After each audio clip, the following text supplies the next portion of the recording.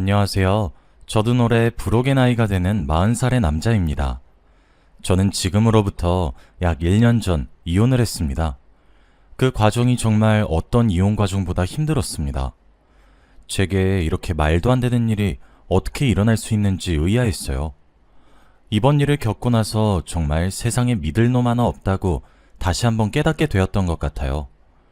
솔직히 여기서 사연을 들어보면 남자분들이 사연을 써서 보내는 숫자보다 여자분들이 써서 보내는 숫자가 훨씬 더 많다고 생각을 하고 있어요. 하지만 분류는 남녀 차이의 숫자와 잘 어울리지 않는다고 생각합니다. 인간성이 덜 된 사람인지 성숙한 사람인지에 따라 나뉘어진다고 생각을 하거든요. 물론 쓰레기처럼 놀면서 이 여자 저 여자들을 건드리는 남자들도 많지만 저는 그 남자들의 수만큼 여자들도 남편 몰래 놀러 다니거나 일탈을 하는 사람들이 많을 거라고 생각합니다. 마치 제 아내가 제게 몰래 그렇게 행동했던 것처럼 말이죠. 이번에 처음으로 이렇게 글로 제 이야기를 한번 풀어보게 되었는데 서툴 수 있지만 예쁘게 봐주시길 부탁드립니다. 저는 결혼을 하면 제 생활이 조금이라도 더 윤택해지고 더 나아질 줄 알았습니다. 저는 가정을 빨리 꾸려서 아이도 낳고 오순도순 행복하게 사는 것이 꿈이었거든요. 지금은 헤어졌지만 편의상 아내라고 지칭하도록 하겠습니다. 아내와 저는 어떤 모임에서 만났습니다. 정확하게 말을 하자면 저희 어머님이 출석을 자주 하셨던 투자 모임에서 장모님을 만나시게 되었어요. 두 분께서 모임을 함께 하시면서 많이 친해지셨고 그 결과 저 아내의 선자리가 주선되었죠. 당시 제 나이는 31살이었고 아내의 나이는 딱 30이었습니다. 서로의 직장과 가정 환경이 마음에 들었고 결혼을 전제로 만남을 이어가는 것 또한 부드럽게 진행이 되었어요. 굳이 따지고 보면 처가댁이 저희보다 조금 더 잘 살았습니다. 장인어른과 장모님께서 전문직에 종사하셔서 돈을 정말 잘 버셨거든요. 저희는 너무 급하게 준비하는 것인가 싶어 약 2년간의 연애를 하기로 했고 결혼에 골인을 하였습니다. 결혼 생활은 평화로웠습니다. 아무래도 30이 넘어서 하는 결혼이라 그런지 재정적으로 여유로웠죠. 아내와도 적당히 서로를 알아가는 시간을 가진 이후에 결혼을 하게 된 터라 좋았습니다. 저희 본가와 처가댁에서도 넘칠 만큼 금전적으로 도움을 주시기도 하셨고요. 그렇게 신혼기간을 보냈어요. 저희는 아이를 간절히 바라고 있었는데 도통 아이의 소식은 찾아오지 않았죠. 그러던 와중 장모님의 건강에 이상 신호가 왔다는 사실을 아내가 전해주었습니다. 그러면서 제게 부탁을 하더라고요. 일주일 중에서 절반 정도는 장모님 댁에 가서 지내면서 간병을 병행하고 싶다고 하면서요. 당연히 저는 흔쾌히 허락했죠. 본인의 엄마가 그렇게 아픈데 자식된 도리로 당연한 행동이잖아요. 저도 장모님께 따로 연락을 드리겠다고 말을 했어요. 그랬더니 아내가 그런 저를 긋고 말리더라고요. 아니야 여보, 엄마한텐 연락하지 않아도 될 것 같아. 그게 아무래도 엄마가 당신한테 알리고 싶진 않아 하는 것 같더라고. 당신은 아무래도 아니라고 말할 것 같긴 한데 우리 엄마가 당신한테 짐이 되는 듯한 기분을 느끼게 된 것 같아. 그러니까 내가 나중에 눈치 봐서 당신한테 연락할 테니까 그 전까지 따로 연락드리지 마. 알았지? 그렇지 않아도 우리 엄마 건강도 그렇게 좋은 편이 아닌데 괜히 마음까지 불편하게 만들어주기 싫어서 그래. 그래도 괜찮지 여보? 진짜 그 말을 듣는데 가슴 한 구석이 찡하니 울리더라고요. 아버지를 아버지라 부르지 못하는 홍길동도 아니고 아프다고 말을 하기 어려운 사이가 되었다는 사실에 저는 처가댁에 좀 더 잘해서 부담을 느끼게 하지 않아야겠다고 다짐을 거듭했고 일단 알겠다고 대답을 했습니다. 그 이후 아내는 일요일, 월요일, 화요일은 저희 집에서 그 외의 요일은 친정에서 지내기 시작했습니다. 아내는 저와 떨어지는 요일이 4일씩이나 되는 대신 함께하는 사흘의 기간은 저랑 오롯이 보내기로 했었죠. 사실 주말 부부 같은 느낌이 들어 불편하긴 했지만 그래도 하나뿐인 장모님의 건강과 직결되는 부분이다 보니 어쩔 수 없다 생각을 하게 되었습니다. 그렇게 반년을 지냈습니다. 그렇게 지내기 시작한 초기와 달리 아내는 점점 제게 소홀해지기 시작하였고, 제가 장모님의 호전 상태를 물어보거나 하는 일이 생기면 아내는 가뜩이나 엄마가 아파서 힘들어 죽겠는데 그렇게 예민한 부분을 헤집어놔야 속이 시원하냐는 등의 매섭고 날카로운 말만 하기 시작했고, 저는 그런 아내의 눈치를 보는 생활을 이어나가고 있었습니다. 솔직히 저는 아내가 그렇게 장모님의 병간호를 하는 것은 당연하다 생각했고 서운하지 않았습니다. 그런데 장모님이 제게 알리지 말라고 했다는 부분이 너무 서운했어요. 제가 그래도 사위인데 사위보다는 남에 가까운 것 같고 아직도 제대로 된 가족으로 환영받지 못했기 때문에 제게 기대지 못하는 거라고 생각하게 만들었거든요. 아내에게 장모님을 찾아뵙고 싶다고 말을 해도 아파서 가족들 얼굴 보기도 힘들다는 사람을 그렇게 괴롭혀야 되겠냐고 맞받아치는 아내의 말을 들을 때면 가슴이 아팠고 서운하고 섭섭하면서 죄송했습니다. 그러던 어느 날이었습니다. 아내가 집을 비우는 토요일이 되었습니다. 그날 급하게 친한 친구의 아버지가 상을 당하셨다는 이야기를 전해 듣게 되었고 헐레벌떡 준비해서 집을 나서고 있었습니다. 그런데 바로 그 순간 제 두 눈으로 보고도 의심할 수밖에 없는 상황이 연출되고 있었어요. 제가 살고 있던 집에서 장례식을 가기 위해서는 번화가 쪽에 숙박업소가 즐비하게 줄 세워진 골목을 지나가야 합니다. 그런데 그 골목을 지나가던 순간 익숙한 여자가 눈에 들어왔어요. 거의 본능에 가까운 포착이었죠. 그 여자는 바로 제 아내였습니다. 상갓집이고 나발이고 너무 놀라서 아내를 붙잡기 위해 서둘러 차에서 내려서 아내를 향해 달려갔습니다. 그런데 온데간데 사라지고 없었어요. 마치 신기루처럼 말입니다. 일단 설마 하는 의심을 품은 채로 친구의 아버지를 모신 상갓집으로 향했고 명복을 빌어주고 집으로 돌아왔습니다. 그리고 다음날 아침 집으로 들어오는 아내에게 물었죠. 여보, 어제 혹시 처가댁 안 가고 번화가에 갔었어?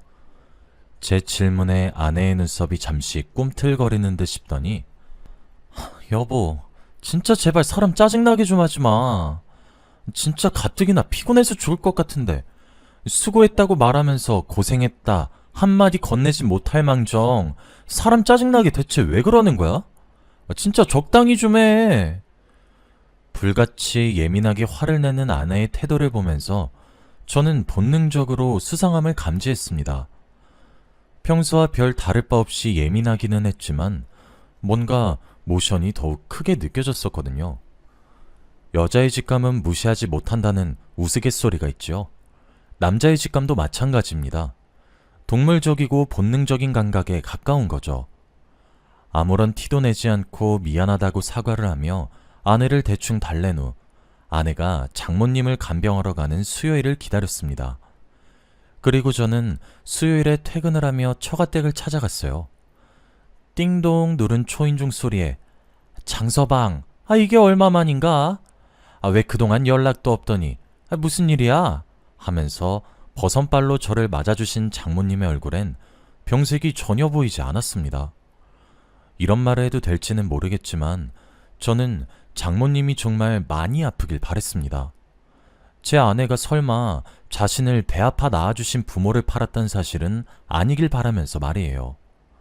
오랜만에 퇴근길에 생각나서 왔다며 양손에 싸들고 온 과일 상자를 건네어드리며 이런저런 이야기를 했습니다. 그러다 물었죠. 장모님, 요즘 몸은 어떠세요? 장서방, 걱정하지 마. 나 요즘 아픈 곳 하나 없이 너무 건강해. 이게 다 장서방이 날 걱정해서 그런 거 아닌가 싶어. 그렇게 대답하시는 장모님의 말 뒤에 장인어른께서 장서방, 너희 장모가 얼마나 체력이 좋은지 모를 거야. 오랜 감기 한 번 걸리지 않더라니까. 라고 대답을 이해하셨죠. 장서방, 요즘 왜 이렇게 말랐어? 요즘 얼굴 보기가 왜 이렇게 어렵느냔 말이야. 희정이한테 물어봐도 요새 장서방 일이 엄청나게 많아서 몇 개월 동안 야근만 하고 있다며? 혹시 내가 연락하거나 그러면 장서방이 부담 느낄까 싶어가지고 내가 연락 안 했던 거야. 서운하거나 그랬던 것은 아니지? 아유, 오랜만에 장서방 얼굴 보니까 기분이 너무 좋네. 그쵸, 여보? 그러니까 말이야. 장서방, 오랜만에 왔는데 저녁이라도 먹고 가게. 어? 장모님과 장인어른은 앞다투어 제게 말을 붙이기 시작했고, 그런 순간이 길어질 때마다 제 표정은 관리가 전혀 되지 않았습니다. 저는 지금도 잠시 짬을 내서 온 것이라고 제 아내에게는 여기 온 사실을 비밀로 해달라고 했습니다. 왜냐고 묻는 장모님과 장인어른의 질문을 대충 얼머부리며 넘겼죠. 그리고 곧장 집으로 왔고 생각에 빠지기 시작했습니다.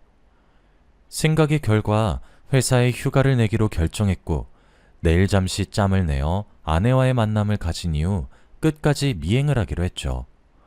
어떻게든 다음날 아내를 만날 수 있었고 만나서 점심을 한 끼 같이 하고 제가 만든 핑곗거리에 대해 이야기를 나눈 이후 깔끔하게 헤어졌어요.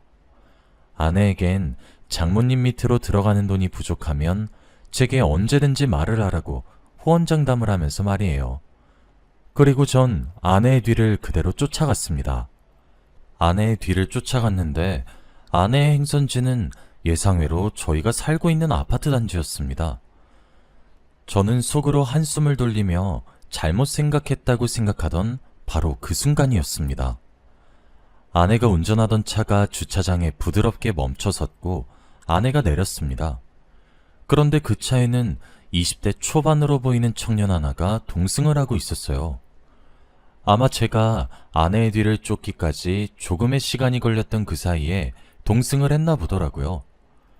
아내는 제게 연애 시절에나 보여줬던 수줍은 미소를 지으며 20대 초반 청년이랑 걷기 시작했습니다. 설마 했습니다. 저희가 살고 있었던 동은 백사동이었는데 아내와 그 청년은 백일동이 있는 곳으로 걸어가더군요. 여러분들은 본인의 배우자가 불륜을 저지르고 있는 상황을 직접 두 눈으로 목격을 하게 되면 뒤집어 엎을 것 같죠? 그런데 실제로 그 상황에 놓이면 아무 행동도 할 수 없게 됩니다. 주차장에서 멀어지는 두 사람의 뒷모습을 멀거니 쳐다만 보았어요. 정신을 차려보니 이미 두 사람은 사라지고 없었고 주차장에 저는 아내의 차와 함께 놓여졌죠. 본능적으로 열쇠를 들어 아내의 자동차 문을 열었어요. 저희 부부는 각자의 자동차 스페어키를 함께 가지고 있었거든요. 그리고 블랙박스를 확인하기 시작했습니다. 매우 불행하게도 제가 확인을 하게 된 그 영상 속에서는 믿기 힘든 일들이 벌어지고 있었습니다. 블랙박스는 최대 2주 정도의 데이터를 가지고 있었습니다. 그리고 그 기간은 아내의 불륜을 확인하는 데 부족함이 없는 기간이었어요. 아내의 자동차에 있으면 제가 이성을 잃을 것만 같아 집으로 블랙박스 영상을 들고 올라갔습니다. 그리고 모든 영상을 하나씩 재생하기로 했어요. 영상만 봐도 무슨 일을 저지르고 있는지 알겠더군요. 이건 영상을 보고 난 이후 제가 따로 알아본 사실인데 아내는 아내의 명의로 새로운 아파트를 하나 구했더군요. 저와 같은 단지에 동만 다른 곳으로 말이에요. 그리고 제게는 장모님의 건강이 위독하다는 말이 되지 않는 핑계를 댔고 처가댁에는 제 일이 너무 바빠서 야근에 치여 살아서 연락을 자주 하지 못한다는 핑계를 대면서 불륜을 저지르고 있었던 거였습니다.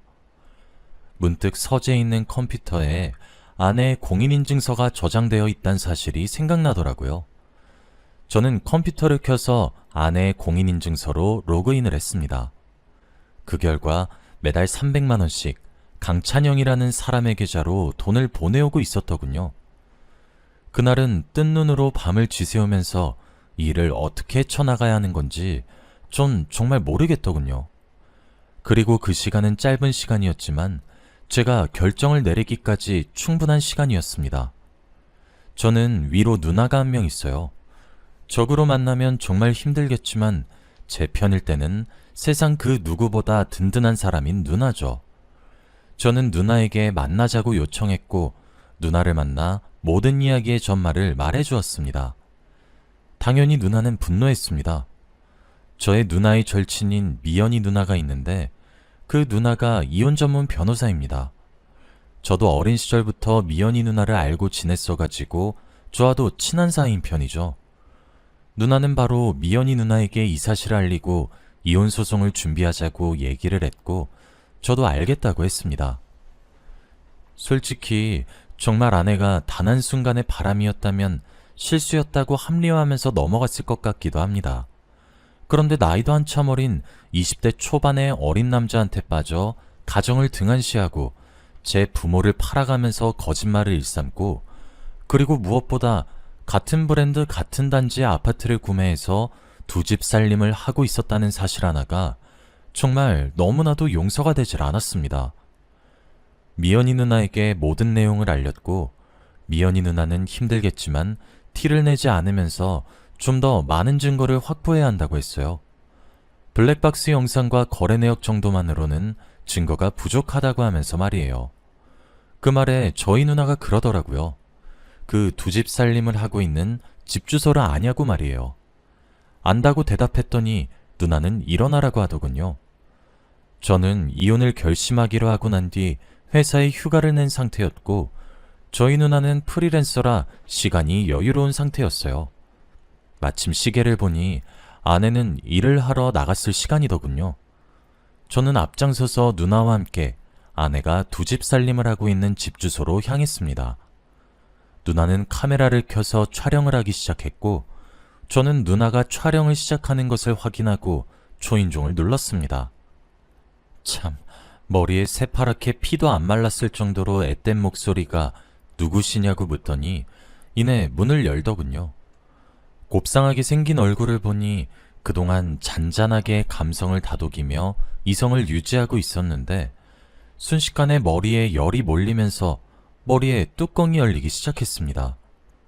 누나는 제게 정신 차리라고 이성 잃으면 안 된다고 소리를 빽 질렀고 저는 침착하게 잠시 할 말이 있어서 왔다고 했죠. 무슨 일이냐는 말에 저는 제 아내의 이름을 이야기하며 그 여자 남편 되는 사람이라고 했습니다. 순식간에 사색이 되는 애새끼 얼굴을 보고 잠시 들어가서 이야기 좀 하자고 했더니 나가라고 문전박대를 하더군요. 그때 말했어요. 지금 나랑 이야기 안 하면 네 인생 망해. 평생 후회하게 돼도 난 모르는 일이다 그럼? 제 한마디에 바로 문을 열고 절 들이더군요. 어린 티가 확실히 나는 것이 고작 저 한마디에 별 의심 없이 들이는데 이런 멍청한 놈이랑 바람났나 싶더군요. 그리고 그 집에 들어선 순간 저는 할 말을 잃고 말았습니다. 거실에는 제 아내로 보이는 여자와 그 어린 놈이 하얀 드레스와 양복을 입고 마치 웨딩 사진처럼 사진을 찍어 걸어놓고 식기류며 슬리퍼며 모든 것들이 분홍색과 하늘색의 커플 아이템들로 뒤덮여 있었어요. 심지어 안방으로 보이는 방으로 들어가 보니 아내의 살림살이가 아주 마련이 되어 있더군요.